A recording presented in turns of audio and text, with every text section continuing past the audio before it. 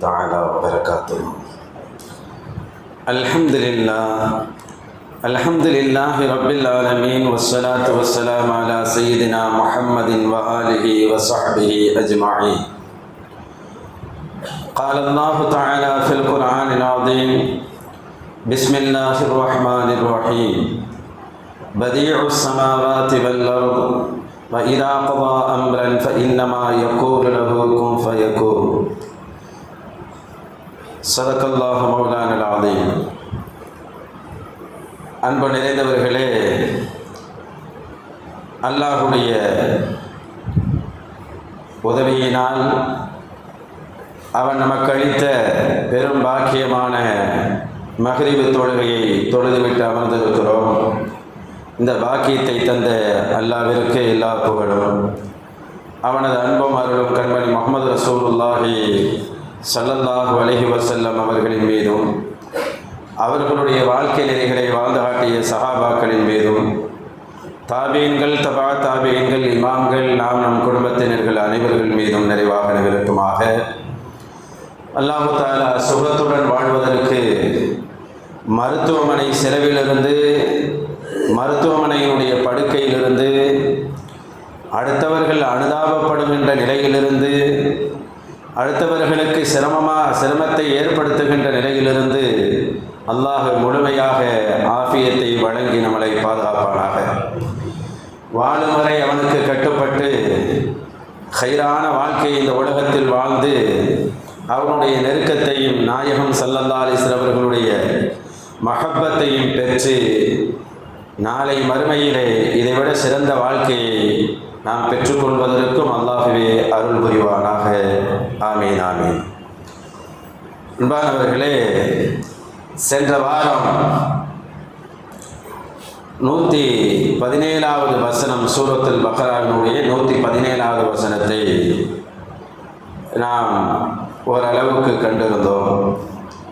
அதன் தொடர்ச்சியை இன்று நாம் பார்க்க இருக்கிறோம். அன்பானவர்களே, இந்த 117வது வசனத்தில் அல்லாஹ் சொல்லுகின்ற போது பதீஉஸ் ஸமாவாதி வல் அர்த் என்று சொல்லுகிறான். அல்லாஹ் யாருன்னு கேட்டால், அவன் வானங்களையும் பூமியையும் முன்மாதிரி இல்லாமல் படைத்தவன் என்று சொல்லுகிறான். எவ்வாறுங்க பதீ அப்படின்னு ஒரு வார்த்தையை கொண்டு தான் ஆயத்து தொடங்குது.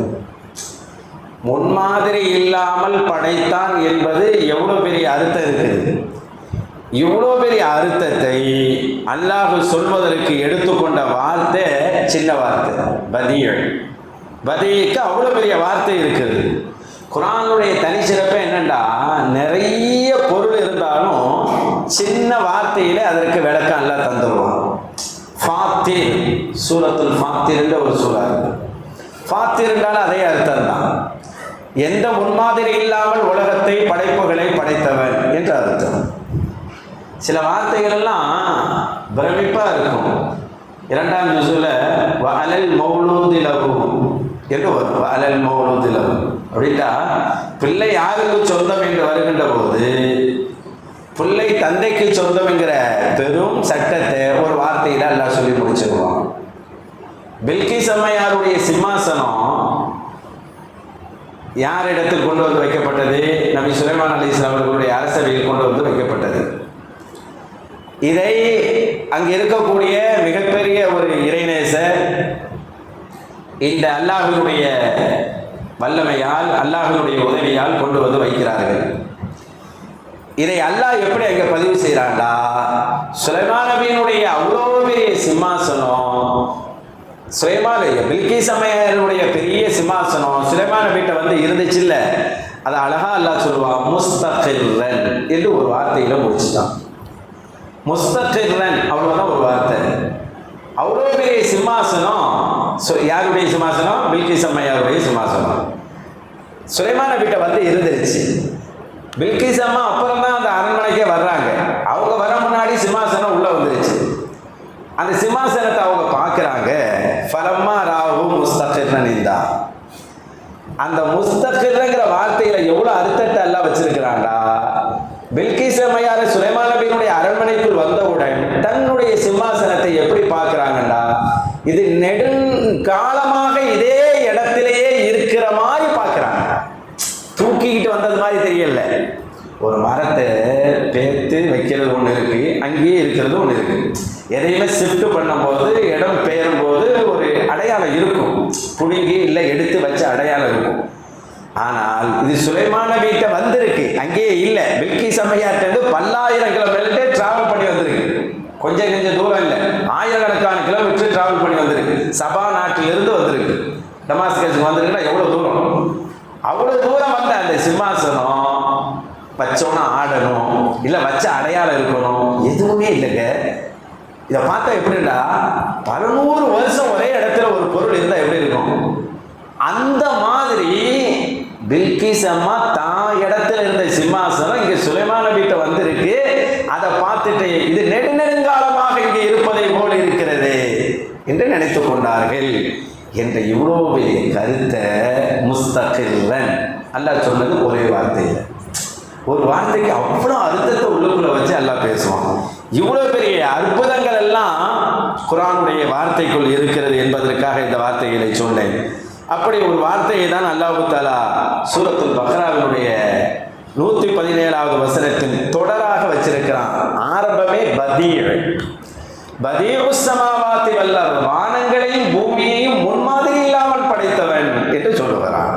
சொல்லிட்டு வஇதா கதா அம்ரன், அல்லாஹ் ஒரு விஷயத்தை முடிவெடுத்து விட்டால், இதை செய்யனேன்னு அல்லாஹ் முடிவெடுத்து விட்டால், ஃபஇன்னமா யகூலு லஹு, அல்லாஹ் சொல்வதெல்லாம் குன், ஆகிவிடு, ஆகு என்று சொல்லுவான். ஃபயகுன், ஆகிவிடும். இந்த குன் ஃபயகுன் குர்ஆன்ல 2-3 இடங்கள்ல வருது. அல்லாஹ் ஒரு முடிவு எடுத்துட்டா ஆகுன்னு சொல்லுவான், ஆயிடும். எவ்வளவு நேரத்தில் ஆயிடும்? சூரத்துல் கமர்ல அல்லாஹ் சொல்லுவான், வமா அம்ருனா இல்லா வாஹிதத்துன் கலம்ஹிம் பில் பஸர். ஒரு மனுஷன் கண்ணை மூடி திறக்கிறதுக்குள்ளேயும் அது நடந்து முடிஞ்சிருங்கிறான்ல. நம்ம எடுத்த காரியம் எவ்வளவு சீக்கிரமா முடிஞ்சிடும். கண்ணை மூடி ஒருவர் திறப்பதற்கு எவ்வளவு நேரம் தேவைப்படுமோ அது போன்று போதும், நம்ம காரியம் முடிஞ்சிடும் அப்படிங்கிறான்ல. அவ்வளவு குயிக்கா முடிஞ்சிடும் அல்லாஹ்.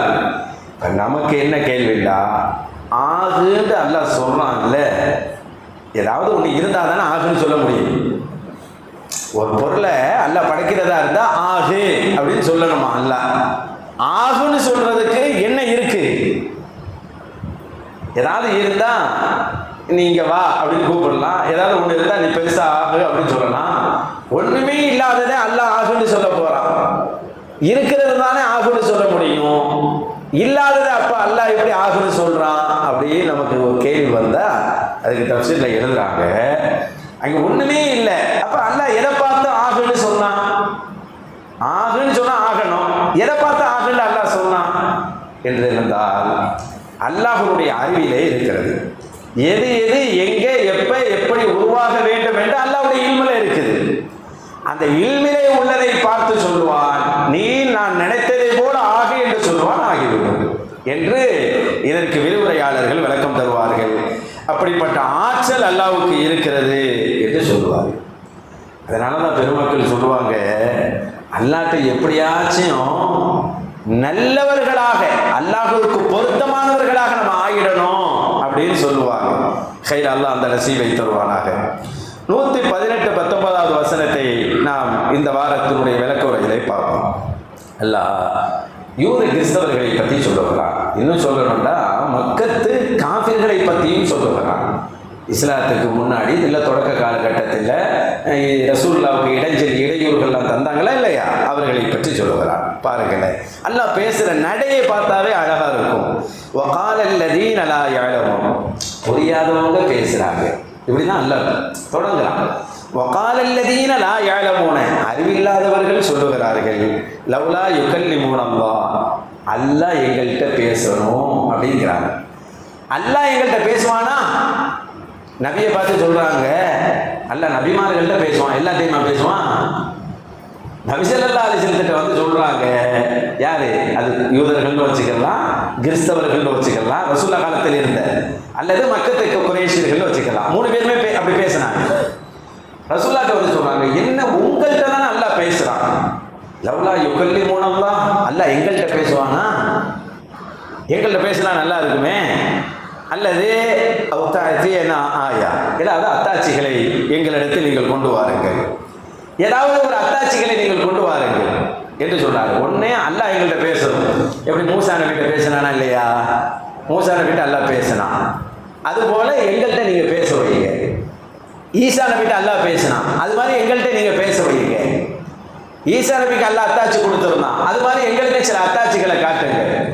மூசா நபிக்கு அல்லாஹ் அத்தாட்சிகளை கொடுத்துருந்தான், அது மாதிரி எங்களுக்கு அத்தாட்சிகளை நீங்க கொண்டு வாங்க என்றெல்லாம் நபி முஹம்மது ரசூலுல்லாஹி ஸல்லல்லாஹு அலைஹி வஸல்லம் அவர்களிடத்திலே மக்கத்து குறைஷிகளும் யூதர்களும் கிறிஸ்தவர்களும் சொன்னார்கள். என்ன அத்தாட்சி கேட்டார்கள் பாருங்களேன், என்னெல்லாம் கேட்டாங்க. எங்க ஊர்ல வெறும் மலையா இருக்குது. ஊர் மக்காவை பார்த்தீங்கன்னா வெறும் மலையா தான் இருக்கும். அது மலை எங்க சுற்றி பார்த்தாலும் இவ்வளவு வருஷம் கழிச்சு போய் பாருங்க. இன்னைக்கு பாருங்க ஹரம ஒட்டி மலை இருக்கு. எவ்வளவு வருஷமாச்சு, எவ்வளவு வருஷம், எவ்வளவு டெவலப், எவ்வளவு வளர்ச்சி வந்துருச்சு, ஆனாலும் மலை இருக்கு இன்னைக்கு. அப்ப எப்படி இருந்திருக்கும்? அதனால மக்காவுக்கு பல பேர் இருக்குது. அதுல ஒரு பேர் பொத்தஹா. பொத்தஹான்னு சொன்னாவே மலை உள்ள பள்ளத்தாக்குல இருக்கும். மக்காவுக்கு அப்படி ஒரு பேர், மலைகள் நிறைந்த பள்ளத்தாக்கு. இப்போ மலைகள் எல்லாம் நிறைய இருக்குது எங்க ஊர்ல. அதனால எங்க ஊர் குட்டிக்கோனா தெரியுது மக்கா. மலைகள் எல்லாம் கொஞ்சம் ஒரு 100 கிலோமீட்டருக்கு அங்கிட்டு போய் சொல்லியிருக்கேன். யாக்க சொல்லாக்க நம்ம ஊர்ல இருக்கிற மலையெல்லாம் ஒரு 100 கிலோமீட்டருக்கு, ஒரு 200 கிலோமீட்டருக்கு அங்கிட்டு போயிடட்டும். ஊர் பெருசா போயிடும்ல. ஊர் பெருசா போயிட்டா மக்கா பெருசா தெரியும்ல. இதை செஞ்சு காட்டுங்கல்ல. சொல்லாட்ட அல்லன்னு சொன்னா ஒரு பெரிய பெரிய தோட்டத்தை, பண்ணையர் மாதிரி, பண்ணையர்கள்லாம் இருப்பாங்க, பண்ணையார்னு சொல்றாங்க. பெரிய தோட்டங்களை வச்சுக்கிறது, திராட்சை தோட்டம், சுத்தி பேரிச்ச மரம், நடுவுல தண்ணி ஓடணும், தண்ணி மரத்துக்கு தானா சப்ளை ஆகணும், யாரை வச்சு சப்ளை பண்ணக்கூடாது, தானாவே அதை தண்ணி ஓடணும். இந்த மாதிரி செஞ்சு காட்டுங்களேன். இதை செஞ்சு காட்டுறீங்களா? இதெல்லாம் சூரத்துல் இஸ்ராவில் பார்த்தீங்கன்னா பனி இஸ்ராயில் ஒரு சூறா இருக்குது. அதில் பார்த்தீங்கன்னா இந்த இவங்க கேட்ட கொஸ்டின்லாம் அதில் இருக்குது அந்த சூறாவோட. அல்லது நீங்களே இங்கிருந்து மேலே போங்கல, நாங்கள் பார்த்துக்கிட்டே இருக்கிறோமே. மேலே போயிட்டு மேலேருந்து கீழே வரும்போது ஒரு ஏதாவது வாங்கிட்டு வாங்க, ஏதாவது கித்தாபு, ஏதாவது புக்கு வாங்கிட்டு வாங்க. அதை நாங்கள் படிச்சுக்கிறோம். கித்தாபை நக்கிறோம், நாங்கள் படிச்சுக்கிறோம். இந்த மாதிரி ரசூலாட்ட கேள்விக்கு மேல கேள்வி. இதை இது மாதிரி ஏதாவது செய்யுங்கன்றாங்க. ரசூலா சொன்னாங்க, இதெல்லாம் காட்டுறதுக்கு நான் வரல, நீங்க கேட்கிறதெல்லாம் நான் காட்டுறதுக்காக வரல. நபிமார்களை பொறுத்த வரைக்கும் அற்புதங்களை செஞ்சு அல்லாஹ் அற்புதத்தை கொடுத்து அனுப்புவான். ஆனா அற்புதத்தை காட்டினா தன்னை நம்ப வைக்கணும்னு நினைக்க மாட்டாங்க. அப்படி ஒரு சூழல் வரும்போது மட்டும்தான் அதை செஞ்சு காட்டுவாங்க. செஞ்சு காட்டின பிறகு நம்பலன்னா அல்லாஹ் தண்டனையை கடுமையாக கொடுப்பான். அது மாதிரி இவர்களும் கேட்டாங்க. அல்லாஹ் தான் சொல்றான், எப்படி சொல்றான் பாருங்க, கதாலிக்க காலல்லதீன மின் கப்லிஹிம், இதுக்கு முன்னாடி உள்ளவங்களும் இப்படி தானே கேட்டாங்க.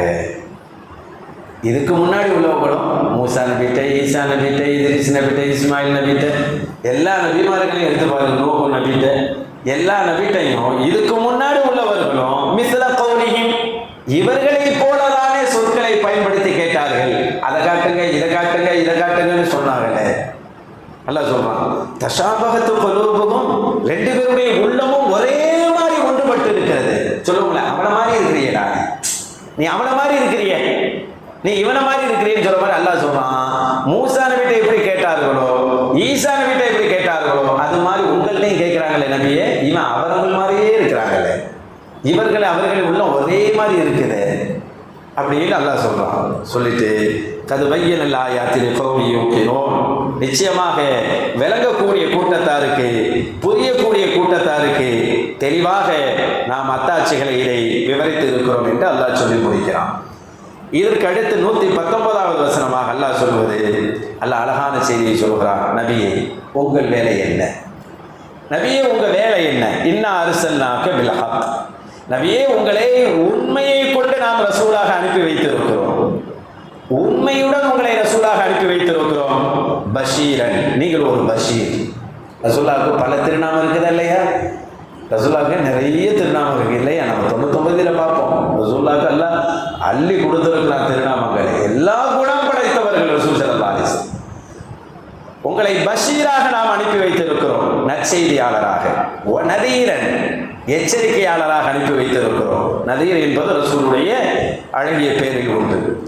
உங்களை பஷீராக நதீராக உண்மையுடன் நாம் அனுப்பி வைத்திருக்கிறோம் நாயகனே என்று சொல்லிவிட்டு வலா துஸ்அலு அன் அஸ்ஹாபில் ஜஹீம், நரகவாசிகளை பற்றி நபியை நீங்கள் கேட்கப்பட மாட்டீர்கள். நாளை மறுமையில் உங்களை பின்பற்றலைன்னா நரகத்துக்கு போவாங்க.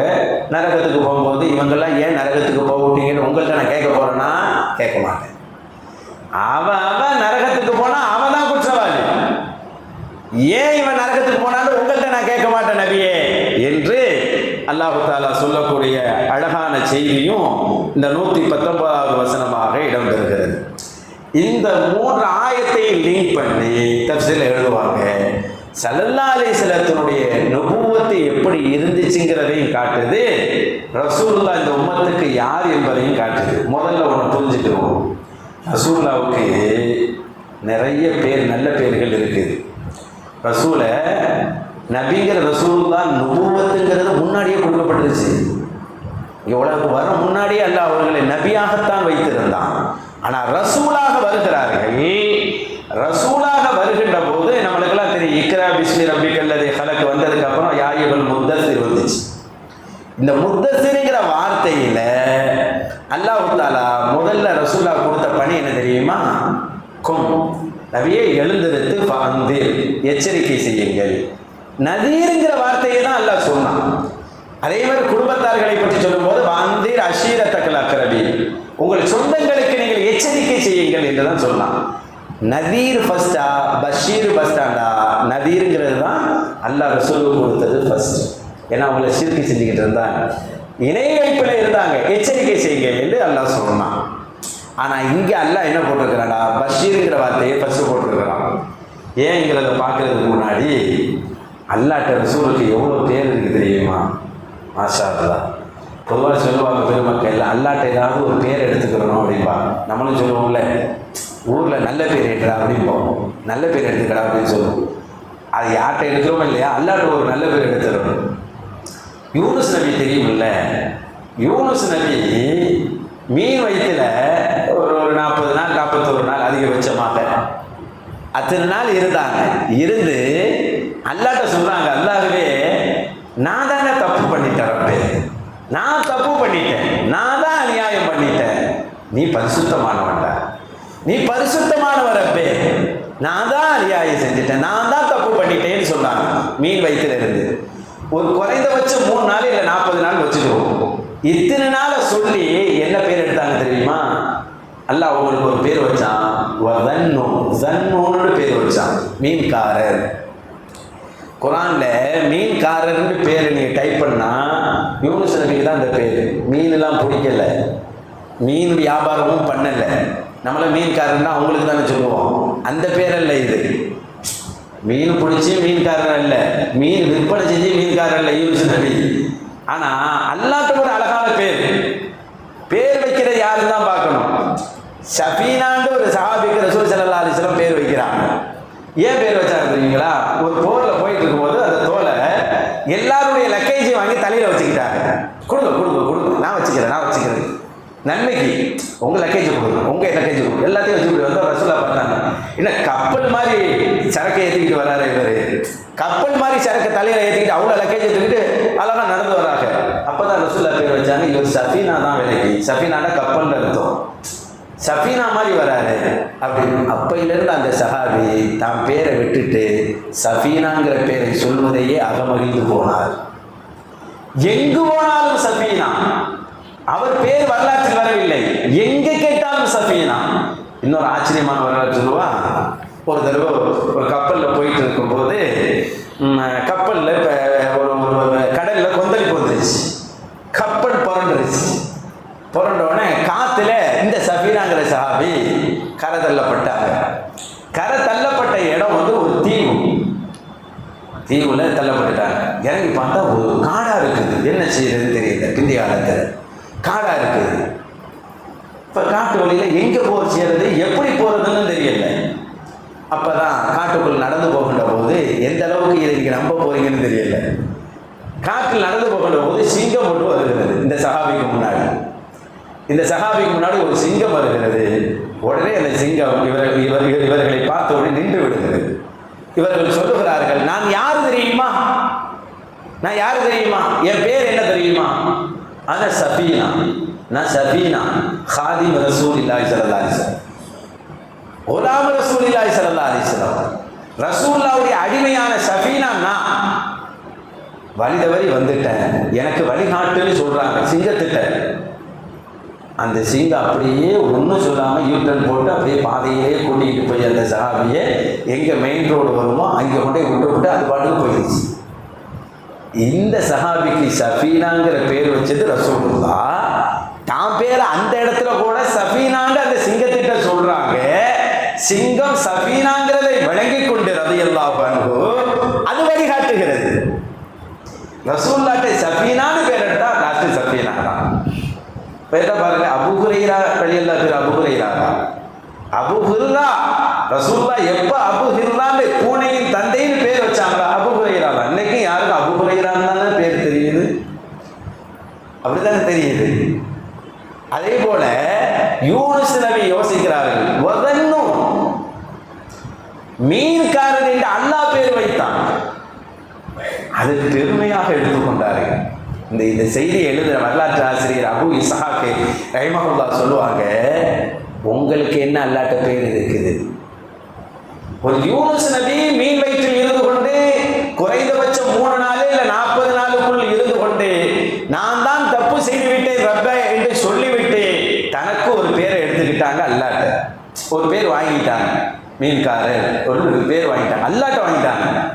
இப்ப நீங்க நாமே கேட்டுக்கிறோம், நமக்கு அல்லாஹ் என்ன பேர் வைப்பான், அல்லாஹ் இப்ப பேர் வச்சா நமக்கு என்ன பேர் வைப்பான்? மீசக்காரர்டா, மீசக்காரர், கோவக்காரர், அப்படியா பேர் வைப்பான்? எப்படி வைப்பான்? நமக்கு என்ன மாதிரி பேர் வைப்பான்? அதை நீங்கள் யோசியுங்கள் என்று அபு இஸ்ஹாக் ரஹ்மத்துல்லாஹி அவர்கள் சொல்லுகிறார்கள். என்ன சொல்லுவாங்க? அபூபக்கர் சித்திக் என்று சொல்லுகிறார்கள் ரலியல்லாஹு அன்ஹு. அது அவங்க பேரா? பக்ரு என்று சொன்னால் கன்னி அப்படின்னு அர்த்தம். பக்ரு பிக்ரு கன்னி ஏண்டா ரசூலுல்லாஹ் கல்யாணம் பண்ணதிலேயே ஆயிஷாமா தான் கன்னி, மற்றவங்களாம் சையீது எல்லாம் கல்யாணம் ஆனவங்க அவதானே. ஆயிஷாமா மட்டும்தான் கன்னியான பெண்ணு. கன்னியுடைய தந்தை அபூ பக்கர் அப்படின்னு பேரு. ஆனா அவங்க பேர் அதல்ல, அவங்க பேரு அதல்ல, அபூபக்கர் என்ற பேர். அது கூட மறைந்த அல்லாஹ் அவர்களுக்கு ஒரு பேர் வைத்தான், சித்திக். சித்திக்ங்கிற பேரை அவர்கள் அல்லாஹ்விடத்தில் எடுத்துக்கொண்டார்களே. ஃபாரூக்ங்கிற பேரை உமர் இப்னு கத்தாப் ரலியல்லாஹு எடுத்துக்கொண்டார்களே. உஸ்மான் கனி, இவர் பெரும் கொடைவல்லல் உஸ்மான் என்று பேர் எடுத்துக்கொண்டார்கள் அல்லாஹ்விடத்தில். உஸ்மான் ரலியல்லாஹு பற்றி சொல்லுவாங்க, ரசூலுல்லாஹ் சர்தாரின் பேரை சொன்னால் அள்ளி கொடுக்கிற தனவந்தர் உஸ்மான் கனி என்று சொல்லுவார். யாராச்சும் வீட்டுக்கு ரசூலுல்லாஹ்ட்ட வந்தா, ஏதாவது உதவி கேட்டு வந்தா உடனே ரசூலுல்லாஹ் உஸ்மான் இல்லாட்ட அனுப்பி வைப்பாங்க, போங்க அப்படின்ட்டு. உஸ்மான் இல்லாட்ட வருவாங்க, வந்து சலாம் சொல்லுவாங்க, என்ன வரலாம், ரசூலுல்லாஹ் அவங்கள்ட்ட அனுப்பி வச்சாங்க அப்படின்னு. ரசூலுல்லாஹ் அவங்கள்ட்ட அனுப்பி வச்சாங்க, என்ன விஷயமா, ஏதோ உதவி வாங்கிட்டு சொன்னாங்க. ஒன்றும் கேட்க மாட்டாங்க, தூக்கி கொடுத்துருவாங்க. இப்படி போயிட்டு இருந்துச்சு. பின்னாடி என்ன ஆச்சு தெரியுங்களா? யாராவது தெரிஞ்சவர் தெரியாதவரை கூட்டி வந்து உஸ்மான் ரலியல்லாஹு வீட்டு வாசல்ல நின்றுக்கிட்டு சல்லல்லாஹு சொன்னா தூக்கி கொடுத்துருவாங்க. முடிஞ்சு போச்சு. சல்லல்லாஹு சொன்னாங்கலாம் சொல்ல தேவையில்லை, சல்லல்லாஹு சொன்னா அப்படின்னு சொல்ல வரும்போது கொண்டு வந்து தூக்கி கொடுத்துருவாங்க. அதனால் அவர்கள் எடுத்துக்கொண்ட பேர் என்ன? அல் கனி, மிகச் செல்வந்த, கொடைவல்லல் என்றெல்லாம் ஒரு பேரை எடுத்துக்கொண்டார்கள் இல்லையா? இப்படி நம்மளுடைய சஹாபாக்கள் எடுத்துக்கிட்டா, அல்ல முன்னோர்கள் எடுத்துக்கிட்டா, நபிமார்கள் எடுத்து எல்லாம் அல்லாஹ்ட்ட பேர் எடுத்துக்கணும். குர்ஆன்லயே நிறைய நபிமார்களுக்கு பேர் வருது. சித்திக்ங்கிற பேர் வருது, அவ்வாப்ங்கிற பேர் வருது, முனீப்ங்கிற பேர் வருது, ஹலீம்ங்கிற பேர் வருது. அல்லாஹ் நிறைய பேருக்கு பட்டம் கொடுத்திருக்கிறான். இதை எழுதுகின்ற பெருமக்கள் எழுதுவார்கள், நீங்கள் என்ன பேர் வாங்க போகிறீர்கள், அல்லாஹ்ட்ட நீங்க எந்த மாதிரி அறிமுகமாகி இருக்கிறீங்க. உங்க நபியை பாருங்க, பஷீரன், பஷீருங்கிற பேரை வாங்கி இருக்கிறார்கள். உங்க நபியை பாருங்க, நதீரன், நதீர் என்ற பேர் வாங்கி இருக்கிறார்கள். அல்லாஹ் நபியே அப்படின்னு எங்கேயாச்சும் முகமது நபின்னு பார்த்து கூப்பிட்டு இருக்கிறான் பார்த்தீங்களா? அந்த அழகிய பட்டத்தை சொல்லிதான் அழைக்கிறான். உங்களை பஷீராக நான் அனுப்பி வைத்திருக்கிறேன் என்று அல்லாஹ் சொல்லுகிறான். இந்த மாதிரி ஒரு பெயரை அல்லாஹ்விடத்தில் நாம் எடுக்க வேண்டும். இதைதான் அல்லாஹ் தஆலா சொல்லுகிறான். விளங்காதவர்கள் சொல்வதை போல அத்தாட்சிகளை கொண்டு வாங்க, அல்லாஹ் எங்கள்கிட்ட பேச வைங்கன்னு சொல்லாம, அல்லாஹ்வுக்கு எப்படி நாம் அல்லாஹ்விடத்தில் அடிமையாகி கிடப்பது, இல்ல அல்லாஹ்விடத்தில் பேர் வாங்குவது என்பதை யோசிங்க என்று அல்லாஹ் சொல்லுகிறார். ஒரு பாரசீக கதை ஒன்று சொல்லுவாங்க. ஒரு பாரசீக கதை என்னன்னா, அரசர் ஒருத்தர் இருந்தாராம். அரசர், அவருக்கு அரண்மனையில் சமைக்கிறதுக்கு ஒரு ஆள் தேவைப்பட்டுச்சான். உடனே ஒரு சமயக்காரரை அவர் ரெடி பண்ணி சமைக்க விட்டாரு. ரொம்ப நாளாக சமைச்சார். அரசருக்கு பிடிச்ச மாதிரி சமைச்சு கொடுத்தாரு. சமைச்சு அவரே தான் கொண்டு வர்றாரு சாப்பாடை. அவர் கையாலேயே பரிமாறுவார். அரசர் சாப்பிட்டுட்டு நல்லா இருக்கேன்னு சொல்லுவார். பல வருஷம் இப்படி ஓடி போச்சு. ஒரு நாள் சமைச்சு எடுத்து வந்தார். யாரு? இந்த தப்பாக சமையல்காரரு எடுத்து வந்து அரசருக்கு முன்னாடி வச்சாரு.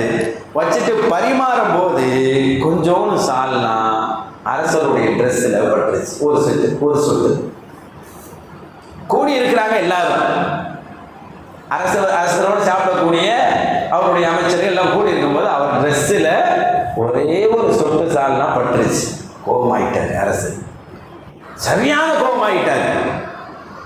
என் சட்டையை இத்தனை பேருக்கு முன்னால் தன்னுடைய ஒரு சொட்டு சால்னாவால் அசிங்கப்படுத்தி விட்டான், எடு வாழை என்று சொல்லி அவருடைய தலையை எடுத்துட்டார். ஒரு சொட்டு சால்னாவும் பாரசீக கதையிலே இதை சொல்லுவார். நடந்துதான் நடக்காதுங்கிற கதை இப்படி வருது. அது ஏன் இந்த கதையை சொல்லுகிறேன்னா, இதுக்கு பின்னாடி ஒரு மாறல், ஒரு படிப்பினை எழுதுகிறார்கள். அது ரொம்ப அற்புதமானது. அதனை அப்புறம் விளம்பரம் போடுறாரு. அரசருடைய அரண்மனைக்கு சமையல் செய்வதற்கு சமையல்காரர் தேவை என்று போடுறாரு. அரசு வருவாங்களா? இவர் ஒரு சொல்லப்பட்டதுக்கு தலை எடுத்துட்டாரு. யாரு போட்டு பார்க்குறாங்க, யாரும் வரல. கோக்காரராக இருக்கிறாரு அரசர். சமைச்சு கொடுத்து நம்ம சால்னா மேலே ட்ரெஸ்ஸில் பட்டுச்சுண்டா நம்ம தலையும் பாத்தியா ஓதிட்டா என்ன செய்யுது? அது சொல்லி வரவே இல்லை. ரொம்ப நாள் கழிச்சு ஒருத்தர் வந்தா, நான் வரேன் உங்களுக்கு சமைக்கிறதுக்கு அப்படின்னு சொல்லி, நான் வரேன் உங்களுக்கு சமைக்கிறது. அவர் சமைச்சு கொடுத்தாரு. ஏன்னா ஃபஸ்ட்டு என்ன நடந்துச்சுங்கிறது அவருக்கு தெரியும். அதனால் பார்த்து பரிமாறும் போது பார்த்து பண்ணுறாரு. பல ஆண்டுகள் இப்படி அல்ஹம்துலில்லாஹ் நல்லபடியாக போனுச்சு. ஒரு தடவை அந்த மாதிரி சமையல் எடுத்துகிட்டு வரும்போது பரிமாறுகின்ற போது அது போன்று ஒரு சொட்டு சால்னா ஒரு ட்ரெஸ்ஸில் பட்டுருச்சு. பார்த்து செஞ்சாலும் பட வேண்டியது பட ரெண்டாக தான் பட்டு தான் ஆகும். பட்டுருச்சு. இவருக்கு மனசில் என்ன ஓடும் பாருங்க. பல வருஷத்துக்கு முன்னால் அந்த சமையல்காரனுக்கு என்ன நடந்துச்சோ அதுதான் இப்போ நடக்க போகுது அப்படின்னு அவருக்கு ஓடதானே செய்யும். தெரிஞ்சுதானே வேலைக்கு வந்திருக்கிறாரு. அப்போ அதெல்லாம் யோசிக்கிறாரு. இன்னும் கொஞ்சம் நேரத்தில் நம்ம தலையை எடுக்க போறாரு அரசர். ஏன்னா அவருக்கே அப்படி செஞ்சவரை நம்மளை விட மாட்டார் அப்படின்னு சொல்லி யோசிச்சுக்கிட்டு இருக்கும்போது அவருக்கு ஒரு முடிவு தோணுது. என்ன செய்யறாருண்டா, ஒரு சுட்டு பத்திச்சு, மீதி எல்லாம் பாத்திரத்தில் சால்னா இருந்துச்சு. மொத்த சால்னா எடுத்து அரசர் மேலேயே ஊற்றி விட்டார். தலையில் ட்ரெஸ்ஸில் மொத்தமாக ஊற்றி விட்டார். எப்படியும் சாகடிக்க போறாரு, எப்படி நம்மளை சாகடிக்க போறாரு, அதுக்கு மொத்தமாக கவுத்தி விடலான்னு சொல்லி மொத்த சால்னாவையும் அவர் மேலே ஊற்றி விட்டார். அரசர் அப்போ இருந்தது வயசு வேறு, அது கொஞ்சம் சூடான வயசு. இப்போ வயசு கூடிருச்சு, நிதானமான வயசு. அரசர் எல்லாம் மனுஷன் அப்படி தானுங்க. 40 வயசில் கோவப்படுற மாதிரி 40, 45, 50 வயசில் கோவப்பட மாட்டோம். அப்படியே இறங்கிடும்.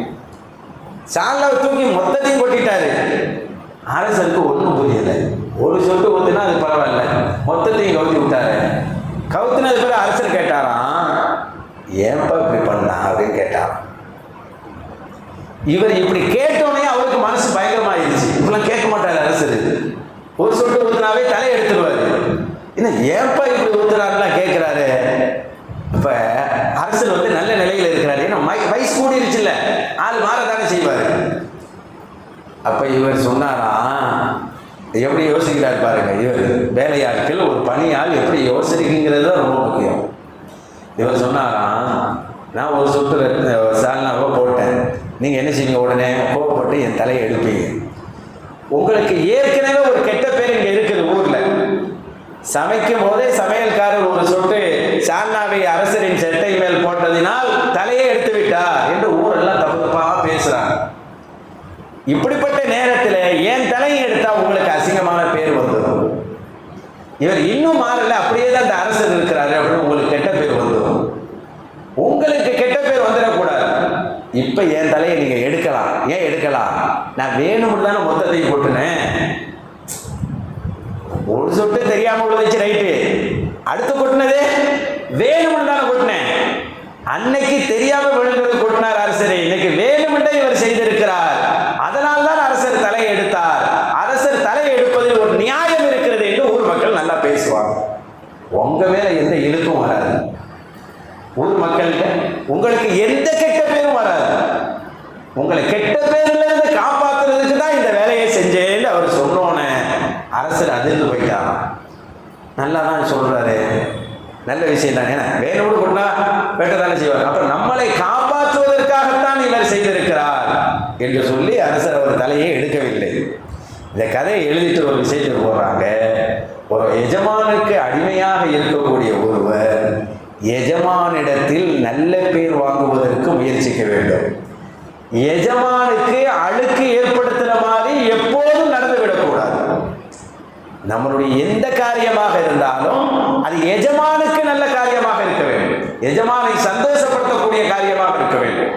அவன் குளிர்ந்தால் போதும், அது எதை வேண்டாம் நம்ம செய்யலாம். அவன் குளிரணும், படைச்சவன் குளிர்ந்து போகணும், படைச்சவன் சந்தோஷப்பட்டு போகணும்.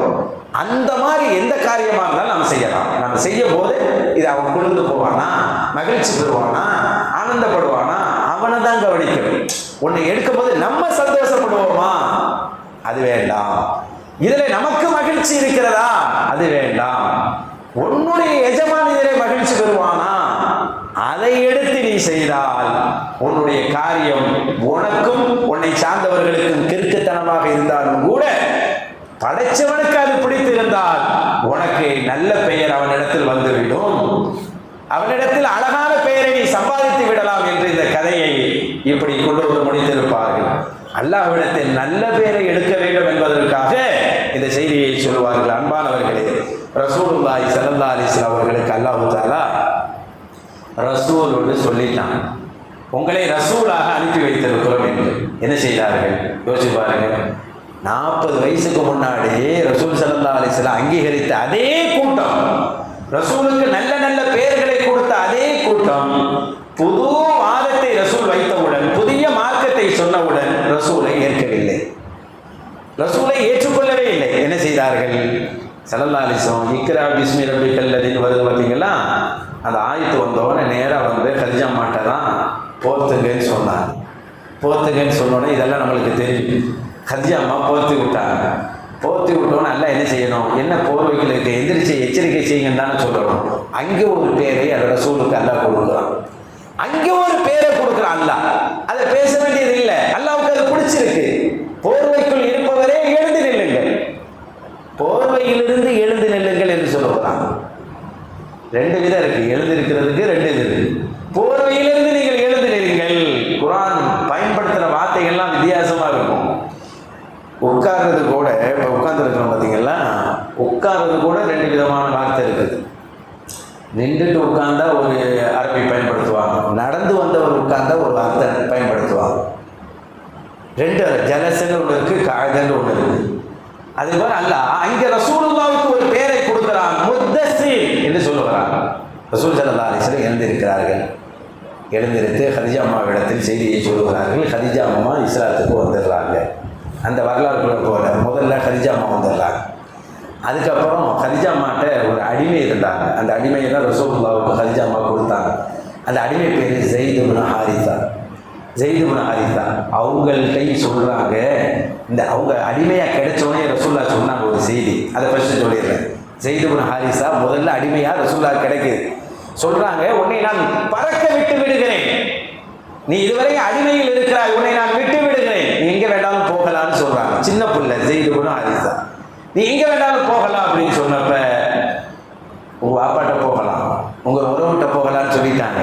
ஏன்னா கதிஜா அம்மாட்டது உங்களுக்கு கிஃப்ட் அந்த அடிமை கிடைச்சிருச்சு. செய்தெல்லாம் ரசூலுல்லாஹ் வச்சுக்கிற விரும்பலை, உங்களை உரிமை விட்டு தான் போக. இவர்கள் சொன்னார்கள், இந்த இடத்தை விட்டு நான் போக மாட்டேன்.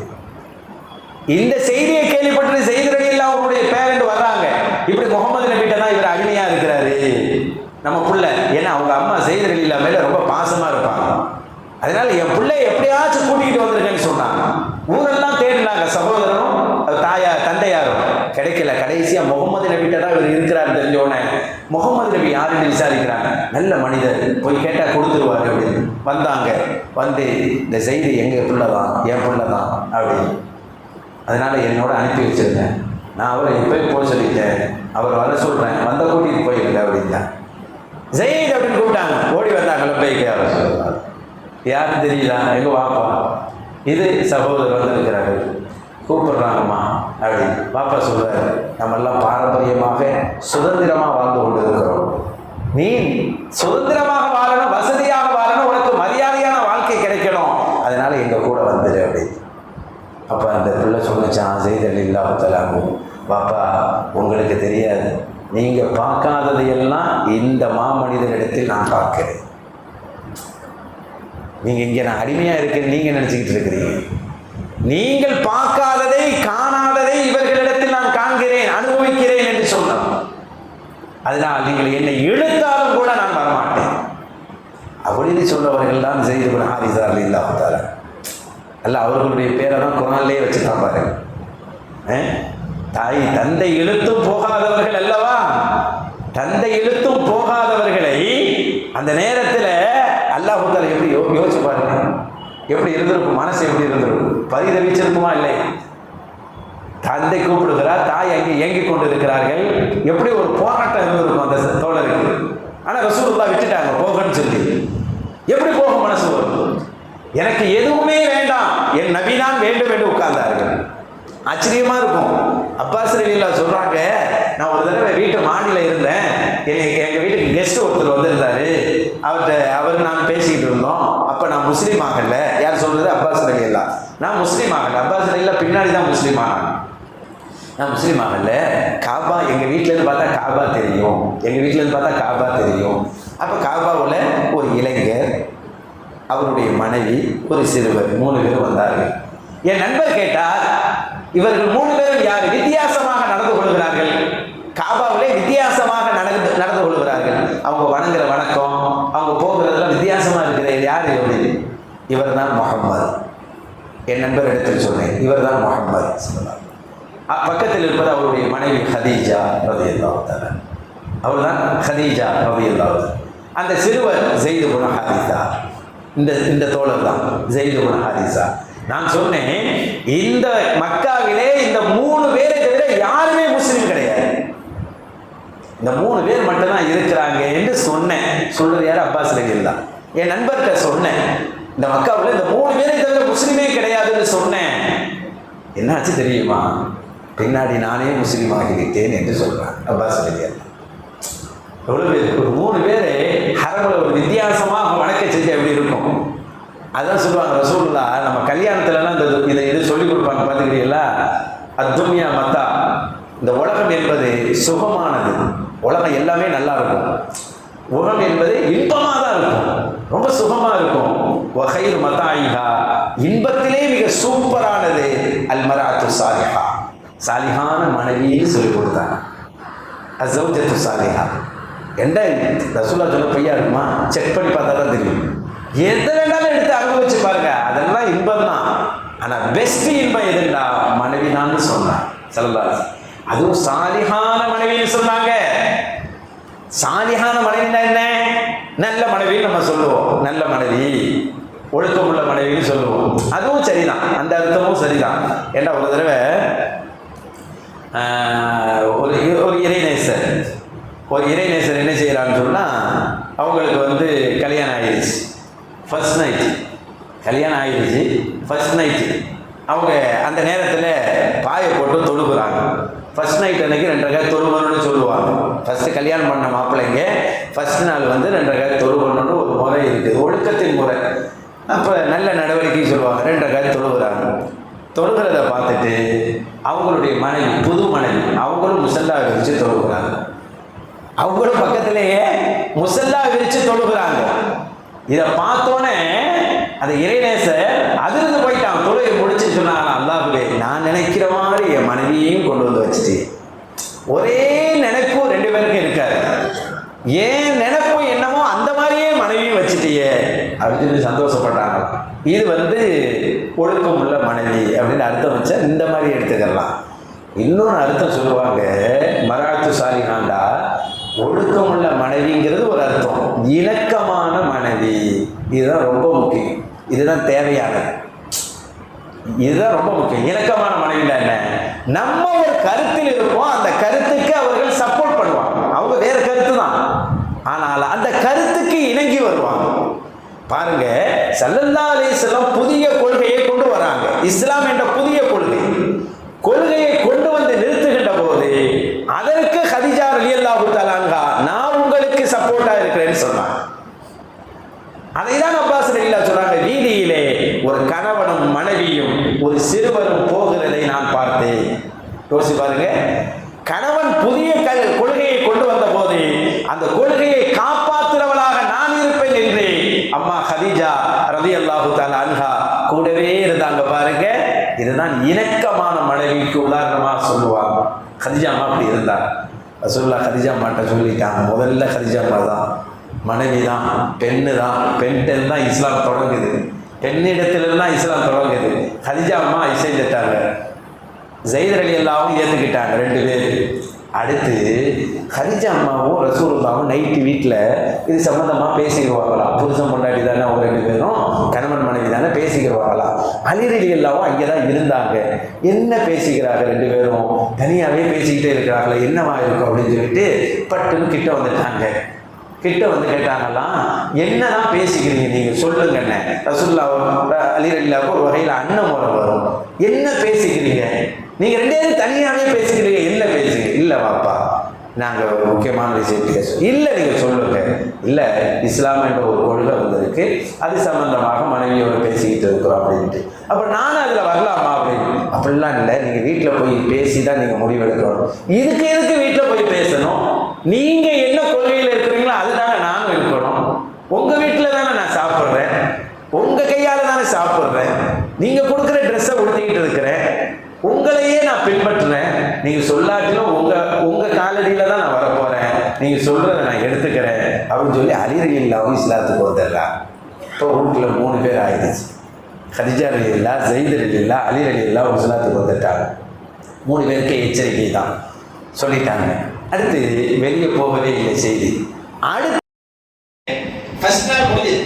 அடுத்த நாள் யாரு? அபூபக்கர் சித்திக் ரலியல்லாஹு ரசூலுல்லாஹ் சொல்லுவாங்களே, இந்த உலகத்தில் கைமாறு செய்ய முடியாத ஒரு தோழர் இருக்கிறார் என்று சொன்னால் என் அருமை தோழர் சித்திக்குல் அக்பர் அபூபக்கர் ரலியல்லாஹு தஆலா அவர்கள். என்னால் கைமாறே செய்ய முடியல. இப்படிப்பட்ட தோழர் அவங்களோட போய் சொன்னோன்னே உடனே எடுத்துக்கொண்டார். அதான் ரசூலுல்லாஹ் சொல்லுவாங்க, நான் எல்லாத்தையும் போய் இஸ்லாத்தை சொன்னேன், எல்லாத்தையும் ஒரு நெருடல் இருந்தது. நான் யாரிடத்திலெல்லாம் போய் இஸ்லாத்துக்கு வாங்க, நான் நபியாக வந்திருக்கிறேன், நான் ரசூலாக வந்திருக்கிறேன், நான் எச்சரிக்கை செய்கிறேன் என்று சொல்லும் போதெல்லாம் ஒரு நெருடல், ஒரு சுணக்கம், ஒரு தயக்கம் இதெல்லாம் இருந்தது. ஆனால் எந்த நெருடலும் இல்லாத அந்த இஸ்லாத்துக்குள் வந்து நுழைந்தவர் சித்திக்குல் அக்பர் அபூபக்கர் ரலியல்லாஹு தஆலா. சொன்னோன லப்பைக்கு வந்துட்டாங்க, எதிர்பார்த்து நின்றவர்கள் வந்துட்டாங்க. இப்ப ஊட்ட விட்டு போய் 4வது ஆளாக சித்திக் நாயகம் வந்துட்டாங்க. சித்திக் நாயகம் பெரிய பணக்காரர், பெரிய வியாபாரி. அதனால என்ன ஆச்சு தெரியுங்களா?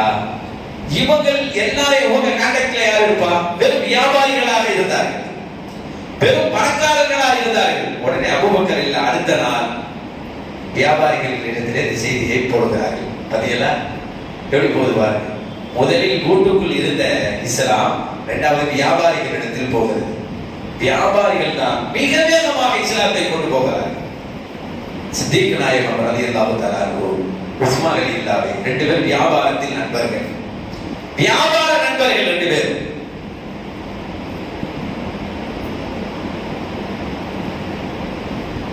நண்பர்களாக இருந்தார்கள். அதனால் சித்திக் ரலியல்லாஹு தஆலா அவர்கள் உஸ்மான் ரலியல்லாஹு சொல்லுகிறார். உடனே உஸ்மான் ரலியல்லாஹு இஸ்லாத்தை ஏற்றுக்கொள்கிறார். எப்படி சொல்றார்? உஸ்மான் ரலியல்லாஹு ஏற்றுக்கொள்கிறார். உஸ்மான் ரலியல்லாஹு வந்தது பெரிய சந்தோஷம் சித்திக் ரலியல்லாஹு தஆலா அவர்களுக்கு. இவ்வளவு பெரிய சொன்னவுடனே வருகிறது. என்னடா அந்த நம்பிக்கை, வியாபாரத்தில் அவ்வளவு நம்பிக்கை, அவ்வளவு நாணயமாக இருப்பார்கள் சித்திக் ரலியல்லாஹு தஆலா. அபூபக்கர் ரலியல்லாஹு தஆலா அவர்கள் கூப்பிட்டவுடன் உடனே ஓடி வந்தார். அடுத்ததாக அவர்கள் அதுக்கடுத்த தோழர் தல்ஹா ரலியல்லாஹு போய் சொல்றாங்க, அப்துல் ரஹ்மான் இப்னு அவுஃப் ரலியல்லாஹு சொல்றாங்க, சஅத் ரலியல்லாஹு போய் சொல்றாங்க. அவர்களிடத்தில் யாரெல்லாம் வியாபார கூட்டமாக இருந்தார்களோ, வியாபாரிகளின் நட்பாக இருந்தார், எல்லாத்தையும் சொல்றாங்க. அப்படியே இஸ்லாம் ஆம்பளைகள்லாம் போயிட்டு இருந்துச்சு. அதுக்கப்புறம் இந்த ஆண்கள் எல்லாம் வீட்டில் இருக்கிற மனைவிகள்கிட்ட சொன்னாங்க, மனைவிகள் இப்படி ஒரு ரசூல் வந்திருக்கிறாங்க, உண்மையை கொண்டு வந்திருக்கிறாங்க, நம்மள்கிட்ட எச்சரிக்கை செய்யறாங்க அப்படின்னு மனைவிகளுக்கு போய் சொல்றாங்க. மனைவிகளிடத்தில் சொன்னதுக்கு அப்புறம் இன்னும் அந்த மனைவிகள் இஸ்லாத்தை கொண்டு போகிறாங்க. அப்ப அவங்களுடைய பாணி எப்படி இருக்கும், கணவன் மனைவியுடைய பாணி எவ்வளவு சூப்பரா இருக்கும், சொன்னவுடன் எடுத்துக் கொடுக்கிறாங்க. ரசூலுல்லாஹ் போட்டு வச்சது சித்திக் ரலியல்லாஹு மட்டும்தான் அப்படி போகுது. அதன் பிறகு பாத்தீங்களா பெரிய பெரிய சஹாபாக்கள், பெரிய சஹாபாக்கள் அபூ உபைதா ரலியல்லாஹு, இந்த உம்மத்தின் நம்பிக்கையாளர் என்று சொல்லக்கூடிய அபூ உபைதா ரலியல்லாஹு இஸ்லாத்துக்கு ஓடி வருகிறார்கள். இப்படி குறைஷிகளா வந்துகிட்டு இருந்த இஸ்லாம் அப்படியே ரெண்டு மாதிரி அப்படி மாறுது. இஸ்லாம் குறைஷ் அல்லாதவர்களுக்கு போகுது. பிலால் ரலியல்லாஹு, சுஹைப் ரலியல்லாஹு, அம்மார் ரலியல்லாஹு, யாசர் ரலியல்லாஹு, சுமையா ரலியல்லாஹு, இவங்கெல்லாம் அடிமைகளா இருந்துட்டு இருக்கிறாங்க. இவங்க காதுக்கு போகுது. இப்படி அடிமைகளின் பக்கம் இஸ்லாம் பரவி கொண்டு போகிறது. குறைஷிகளிடத்தில் வந்தது, பெண்களிடத்தில் சென்றது, வியாபார ரீதியா போனது, அறிவிகள் ரீதியா போனது. அதற்கு அப்புறமாக குறைஷிகளுடைய ஒப்பந்தத்தில் பழக்கத்தில் இருந்தவர்களிடத்தில் செல்கிறது. இப்படியா போற இடமெல்லாம் இஸ்லாம் வளர்ந்து கொண்டே போகிறது. அதில் வந்த தோழர்கள் மிக முத்தான தோழராக அதுக்கம் அபில் அதுக்கம் ரலியல்லாஹு தஆலா அவர்கள் இஸ்லாத்துக்கு வர்றாங்க. இவங்க இஸ்லாத்துக்கு வந்தவங்க தான் சொல்றாங்க, இப்படி ஒண்ணா இஸ்லாம் ஆயிட்டு இருக்கிறோமே, நம்ம எல்லாம் ஒண்ணு சேர்ந்து பேசணுமே, என்ன செய்யறதுன்னு சொல்லி என் வீட்டையே தருகிறேன் என்று சொன்னார். இங்க இருந்து நம்ம ஒண்ணு பேசலாம், ஒண்ணு கூடி பேசலாம் அப்படி. அதனால முதலாக இஸ்லாம் ஒன்று சேர்ந்த இடம் தாருல் அர்கம். இன்னைக்கு தாருல் அர்கம்ங்கிற பேர்ல நிறைய அமைப்பு பில்டிங்லாம் வச்சிருப்பாங்க. சஃபா அந்த உம்ராவுக்கு போனா இப்ப இல்ல, முந்தைய காலத்துல போனவர்கள் சொல்லுவாங்க, சஃபா மலைக்கு பக்கத்துல அந்த உள்ள அங்க ஒரு பாபு இருக்கும், அதுக்கு பேரு தாருல் அர்கம், பாபு தாருல் அர்கம் போட்டிருந்தாங்க. அங்கதான் அவங்க வீடு. அந்த வீட்டுல எல்லாரும் சேர்ந்து பேசலாம்னு சொன்னாங்க. ரசூலுல்லாஹ் தலைமையில எல்லாரும் சேர்ந்து எவ்வளவு பிரச்சனை வரும். அந்த மாதிரி சூழ்நிலையில ஒரு வீடை கொடுத்து ஒருவர் அங்கே ஒரு கூட்டத்தை கூட்ட வைத்தால் வீடு கொடுத்தவருக்கு எவ்வளவு பிரச்சனை வரும், எவ்வளவு இடையூறு வரும். எல்லாத்தையும் நான் பார்த்துக் கொள்கிறேன், என் வீட்டுக்கு வாங்கன்னு கூப்பிட்டாங்க. அர்க்கம் அபில் அர்க்கம் ரலியல்லாஹு தஆலா, நீங்க வாங்கன்னு சொன்னாங்க. எவ்வளவு ஒரு புத்திசாலித்தனம். அதான் இன்னைக்கு அவங்க பேர் நினைச்சிருக்கு எல்லா இடத்துலையும். இப்படியா இஸ்லாம் வளர்ந்து கொண்டே போகுது. இதில் வளர்ந்து வளர்ந்து இஸ்லாம் போய் கடைசியாக 40வது ஆளாகத்தான் உமர் இப்னு கத்தாப் ரலியல்லாஹு வருகிறார்.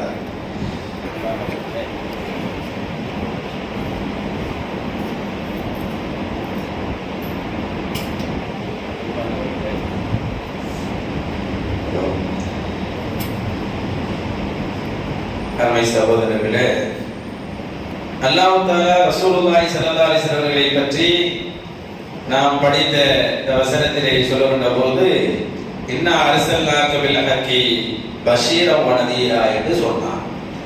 அல்லாஹ் உங்களை உண்மையை கொண்டு நாம் அனுப்பி வைத்திருக்கிறோம், பஷீராகவும் நதீராகவும் அனுப்பி வைத்திருக்கிறோம் என்று சொல்லுகிறார். பஷீர் என்றால் நல்ல செய்தி சொல்லுவது. ஆனா ரசூலுல்லாஹி ஸல்லல்லாஹு அலைஹி வஸல்லம் ஆரம்பத்திலே எச்சரிக்கை செய்தார்கள். யாரெல்லாம் ஷிர்கில் இருந்தார்களோ அவர்களை நோக்கி சொல்லுகின்ற போது உதாரணங்களை சொல்லி விளக்கினார்கள். பாருங்கள் ரசூலுல்லாஹ் என்ன மாதிரி உதாரணங்கள் எல்லாம் சொன்னார்கள் என்பதை பார்க்கலாம். ரசூலுல்லாஹ் சொல்கிறார்கள், எனக்கு கட்டுப்பட்டவருக்கும் கட்டுப்படாதவருக்கும் ஒரு உதாரணம் சொல்வதாக இருந்தால், எனக்கு கட்டுப்பட்டவருக்கும் கட்டுப்படாதவருக்கும் ஒரு உதாரணம் சொல்வதாக இருந்தால், ஒருவர் ஒரு காட்டிற்கு சென்றார். ஒரு காட்டிலே சென்றவர் இருட்டின் காரணமாக அந்த காட்டிலே தங்க வேண்டிய ஒரு நிலை ஏற்பட்டது. காட்டிலே தங்குவதற்காக நெருப்பை மூட்டினார்.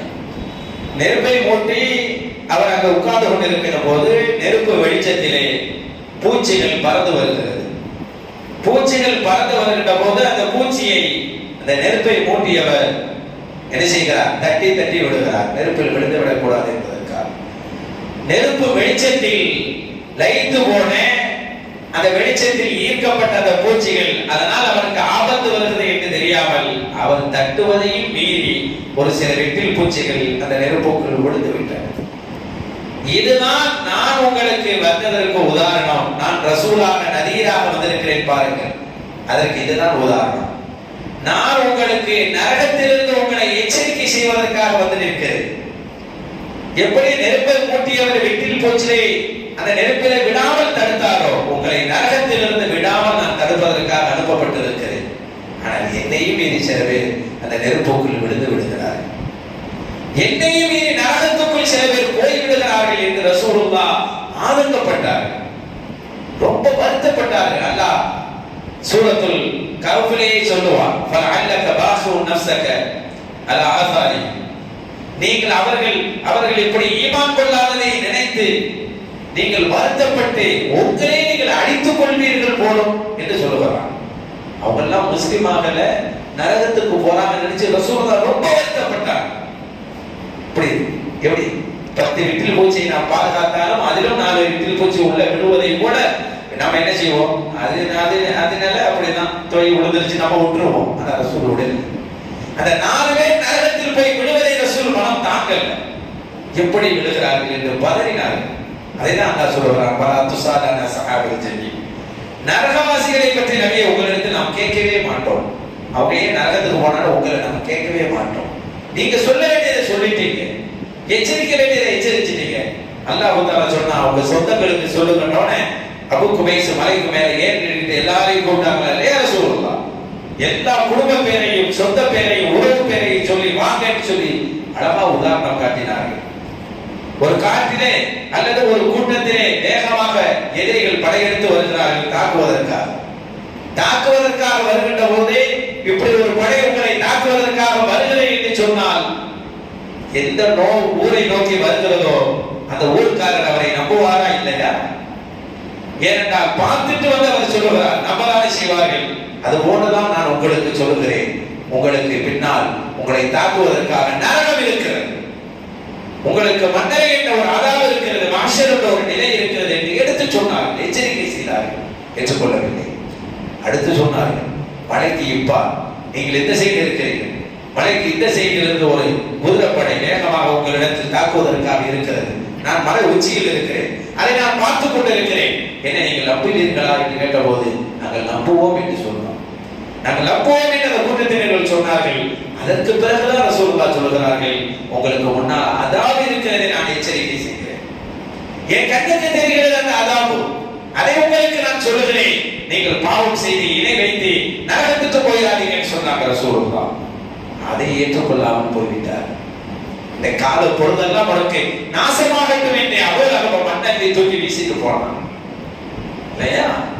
ரசூல் எந்த இடத்திலும் எச்சரிக்கை செய்வதை நிறுத்தவில்லை.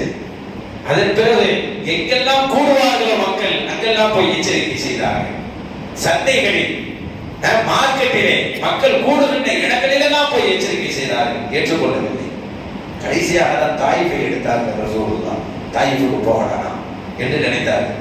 ஏன் தாயிஃபை எடுத்தார்கள்? பக்கத்தில் இருந்தது, அதுதான் ஒரு 70 கிலோமீட்டர்ல இருக்குது. பக்கத்தில் போய்விட்டு வரலாம், தூரத்தில் போய்விடக் கூடாது. ஏன்னா நமக்கு மக்காவா முக்கியம், மக்கா ரொம்ப முக்கியம், இதை விட்டு நாம் போய்விடக் கூடாது என்று பக்கத்தில் இருக்கிற ஒரு ஊரை எடுத்தார்கள். அந்த ஊரை எடுப்பதற்கு ரசூலுல்லாஹ் ரொம்ப ரகசியமாக நடத்தினார்கள். அதனால் தான் தன்னுடைய செல்ல பிள்ளை அடிமையான தான் விடுதலை செய்த ஸைத் ரலியல்லாஹு கூட்டிட்டு போனாங்க. அபூபக்கர் ரலியல்லாஹு கூட்டிட்டு போகல. ஹிஜ்ரத் பயணத்தில் யார் சென்றார்கள்? சித்தீக் ரலியல்லாஹு சென்றார்கள். ரசூலுக்கு எங்கேயானால் யாரை அழைத்து செல்வார்கள்? சித்தீக் ரலியல்லாஹு தான் அழைத்து செல்வார்கள். ஆனால் இந்த பயணத்தில் ஸைத் ரலியல்லாஹு அழைத்து சென்றார். ஏன்? சித்தீக் ரலியல்லாஹு அழைத்து சென்றிருந்தால் மக்கள் பெருசாக பேசி விடுவார்கள், இந்த முகமது சித்தீக் 2 பேரும் எங்கே போனார்கள் என்று. ஆனால் அப்படி ஒரு பேச்சு வந்துடக்கூடாது என்பதற்காக ரகசியமாக அடிமையும் முதலாளி எங்கே போயிருக்கிறார் விட்டுருவாங்க. அதனால் ஸைத் ரலியல்லாஹு கூட்டிக் கொண்டு அழைத்துக் கொண்டு சென்றார். யாருக்கும் தெரியக்கூடாது. ஒரு ஒட்டகத்தை கூட எடுத்துக் கொள்ளவில்லை. நம்மளெல்லாம் இங்க இருந்த மார்க்கெட்டுக்கு பைக் இல்லாமல் நடக்க மாட்டோம் இல்லையா? 70 கிலோமீட்டர் மலையிலே ஏறி செல்வதென்றால் எவ்வளவு கஷ்டம். மலையாக ஏறி இறங்க வேண்டும். இன்னைக்கும் போனாலும் தெரியும், தாய்ப்புக்கு போறதுக்கு எத்தனை மழை வருது இன்னைக்கு தெரியும். அன்றைய காலத்தில் எப்படி இருந்திருக்கும், எத்தனை மலை ஏறி இறங்குகிறார்கள். ஒரு ஒட்டகத்தை கூட எடுத்துக் கொள்ளவில்லை அந்த பயணத்திற்காக. ஒட்டகத்தில் போனா கூட தெரிந்துவிடும் என்பதற்காக ஒட்டகத்தை கூட ரசூலுல்லாஹ் அந்த பயணத்தில் எடுக்கவில்லை. இப்படி முழுக்க முழுக்க இந்த பயணம் ரகசியமாக இருக்க வேண்டும். அந்த மக்களுக்கு போய் சொல்லிவிட வேண்டும். ஏண்டா இந்த மக்காவுடைய பெரும்பாலான ப்ராப்பர்ட்டி தாயிஃபில் இருந்தது. நிறைய பேருடைய சொத்து, நிறைய பேருடைய தோப்பு, நிறைய பேருடைய துறவு எல்லாம் அங்க இருந்தது. அதனால் இந்த தோப்புக்காரர்கள் இவர்கள் வாங்கி போட்ட நிலங்களை எல்லாம் தாயிஃப் மக்கள் தான் பராமரித்து வருகிறார்கள். அவர்களை சரி செய்து விட்டால் இவர்களை நம்ம கப்பலில் கொண்டு வரலாம் சொல்லி ரசூல் வாங்கி சென்றார்கள். அங்கே தகீப் கூட்டத்தின் தலைவர்கள் 3 பேர் இருந்து என்ன பேசினார்? அப்துயாலி என்பவரும், ஹபீபி என்பவரும், மசூரி என்பவரும், இவர்கள் தான் முக்கிய தலைவர்கள். உங்களை தான் நபியாக அல்லாஹ் ஆக்கியிருப்பான் என்று சொன்னால் இப்போது காபாவுடைய திரையை நானே போய் கிழித்து விடுவேன் என்று சொன்னார். என்ன வார்த்தை பாருங்க. அங்கே போய் எச்சரிக்கை செய்வோடு இந்த வார்த்தைகளை பேசினார். மனசை கஷ்டப்படுத்தினார். அதான் உகது போரை ரசூலுல்லாவுக்கு அப்போதுதான் பல்லு உடைந்தது, ஷஹீதாக்கப்பட்டது, கண்ணவெல்லாம் காயமாக்கப்பட்டது. உகது போரில் தான் கடுமையாக தாக்கப்பட்டார்கள் ரசூலுல்லாஹ் ஸல்லல்லாஹு அலைஹி வஸல்லம். அந்த நேரத்தில் பின்னால் கேட்கப்பட்டது, நாயகமே உகதை போல உங்களுக்கு ஒரு சூழ்நிலை எப்போதாவது ஏற்பட்டிருக்கிறதா? இந்த உகதை போல நிகராக மிக சோதனையான ஒரு நேரம் ஏற்பட்டிருக்கிறதா என்று ரசூலிடத்தில் கேட்டபோது, ஆமா ஏற்பட்டிருக்கிறது, அதுதான் தாயிஃபினுடைய நிகழ்வு என்றார்கள் ரசூலுல்லாஹி ஸல்லல்லாஹு அலைஹி வஸல்லம். என்னை அவ்வளவு கஷ்டப்படுத்தினார் தாயிஃபிலே. உன்னை தவிர வேறு நபி இல்லையா? நீர்தான் நபி என்று சொன்னால் காபாவின் திரையை இப்போது நான் கிழித்து விடுவேன் என்று ஒருவர் சொன்னார். எப்படி இருக்கும் அந்த வார்த்தை? நான் பேசுவதற்கு விரும்பவில்லை என்று ஒருவர் சொல்லுகிறார். உன்னிடத்தில் பேசுவதற்கு நான் விரும்பவில்லை என்று சொல்லுகிறார். என்ன வார்த்தை? நான் உட்கொள்ளி கொண்டு நீ உண்மையாக இருந்தால் நான் பாவத்தாளி ஆகிவிடும், பொய்யாக இருந்தால் ஏன் உன்னிடத்தில் பேச வேண்டும் என்று சொல்லுகிறார். ரசூலுல்லாஹ் எந்த ரகசியத்தோடு மிக நுணுக்கத்தோடு இந்த பயணத்தை அமைத்து வந்தார்களோ மிக மிக ரகசியமாக. ஆனால் எடுத்த எடுப்படையை மழையிலேயே உள்ள பிரச்சனை. ஆனாலும் இன்னும் பல தலைவர்களை பார்க்கலாம் என்று 10 நாட்கள் தாயிஃபிலே பல தலைவர்களை பார்த்தார்கள். இந்த வறுமையை பற்றி எச்சரிக்கை செய்தார்கள். அல்லாஹ் சொன்னான் என்பதற்காக. ஆனால் அத்தனை பேரும் புறக்கணித்தார்கள். அப்போதுதான் அவர்கள் கைவர்கள், முட்டாள்கள், சிறுவர்கள் இவர்களை கொண்டு ரசூல் ஸல்லல்லாஹு அலைஹி வஸல்லத்தை கல்லால் அடித்து விரட்டினார்கள். நமக்கு அந்த வரலாறு எல்லாம் தெரியும். ஏன்னா ரசூலுல்லாஹ்வுடைய எச்சரிக்கை பணி எப்படி இருந்தது என்பதற்காக இதை சொல்கிறேன்.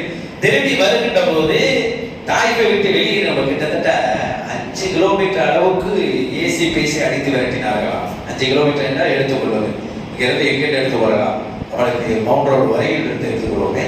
அவ்வளவு தூரத்துக்கு ஒரு நபி இன்னைக்கும் பார்க்கலாம். நீங்கள் உம்ராவுக்கு போனா அந்த டிராவல்ஸ்காரர்கள் இங்கிருந்து தான் அடிக்க ஆரம்பித்தார்கள் அப்படி சொல்லி கொடுப்பார்கள். நம்ம நபியை இங்கிருந்து அடிக்க ஆரம்பித்தார்கள், இதுவரை விரட்டினார்கள் என்று நல்ல டிராவல்ஸ்ல போகும்போது அதை கைடு பண்றவங்க சொல்லுவாங்க. அத்தனை கிலோமீட்டர் ரசூலுல்லாஹை அடித்து விரட்டி காயப்படுத்தி இப்படி இருக்கும். எந்த வழி இருக்கும்? இந்த காயங்களோடு ரத்தங்களோடு தான் ரசூல் ஸல்லல்லாஹு அலைஹி வஸல்லம் ஒரு தெருவை தாண்ட முடியாது. நம்மளா ஏச்சி பேசிகளை தாங்கிக் கொண்டு ஒரு தெருவை தாங்க முடியாது.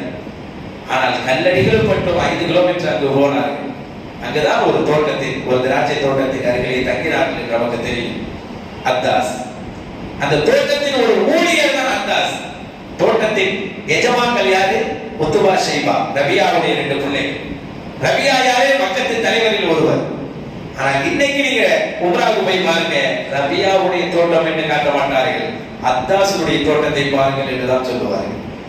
அத்தாசுடைய தோட்டம் அல்ல அது, அத்தாசுக்கு வேலை செய்தவர்.